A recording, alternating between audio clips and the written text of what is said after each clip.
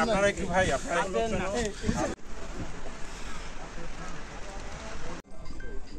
বলছে না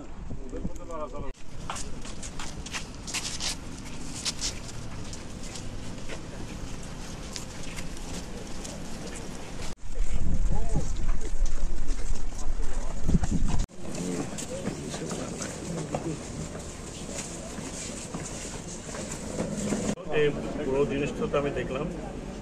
এখন একটা কমিটি হবে, কমিটি আসবে, কমিটি পুঙ্খানুপুঙ্খভাবে দেখবে, ওনারা অ্যাসেস করবে। তার আগে আমি বলতে পারবো না, কারণ এখন তো এগুলোর কার্যক্রম শুরু হয়।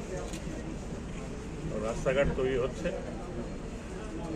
ইন্ডিয়ান লোন আছে এখানে, ওয়ার্ল্ড ব্যাংকের টাকা আছে এখানে, গভর্নমেন্ট অফ বাংলাদেশের টাকা আছে এখানে। বাকিটা এটা যে উদ্দেশ্য কানেক্টিভিটি উইথ চিটাগং পোর্ট, সামনে সাবরুম সাব ডিভিশন ত্রিপুরার, ওর মধ্যে রেলওয়ে লাইনও হচ্ছে। তো পোর্ট থেকে যে সমস্ত কন্টেনার যাবে সেগুলো রেলওয়েতে লোড হবে এবং ইন্ডিয়ার বিভিন্ন জায়গায় হবে। এটা হচ্ছে ভারতের পক্ষ থেকে। আমাদের এখানে কি এক্সপোর্ট হবে হবে না, পাবলিক কত যাবে কি যাবে না, আমাদের রেভিনিউ কী হবে, কতখানি হবে, আমাদের লাভ কতখানি হবে, সেটা দেখার জন্য একটা কমিটি আমি ফিরে গিয়ে ইনশাল্লাহ একটা কমিটি করে দেবো। সেই কমিটি এসে দেখে তাদের মতামত যখন দেবে তখন ওকে, বিশেষজ্ঞ তারা ভালো করে বলতে পারবে। স্যার আপনিও তো স্যার, আমি ছিলাম, এখন না। এখন আমি নিরাপত্তা বিশেষজ্ঞ পদ থেকে নেই।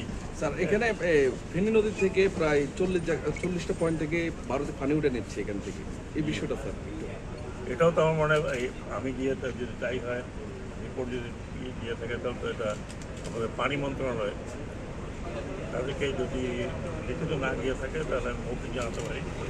যদি এখান থেকে লিখিত যায়, ডিসি সাহেবকে যায়,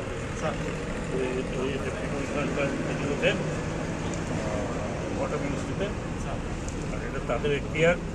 আমি কথা বলবো, যেহেতু দেখে গেছি, পার্টিকুলার লিন পিরিয়ড যখন পানি কম থাকে, বর্ষার সময় তার পানি উঠে দিতে পারে। এমনিতে স্যার এই ল্যান্ড পোর্টের যে স্যার অগ্রগতি যেটা দেখলেন ডেভেলপমেন্ট ওয়ার্কে, স্যার এই ব্যাপারটা স্যার আপনি একটা মন্তব্য চাই। খুব ফাস্ট হয়েছে, ভেরি ফাস্ট।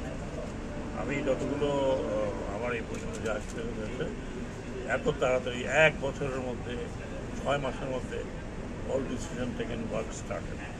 স্যার এই ল্যান্ড পোর্ট বাংলাদেশের অর্থনীতিতে কী ভূমিকা রাখবে? সেটা তো বললাম, সেটা আমি এই মুহূর্তে বলতে পারবো না।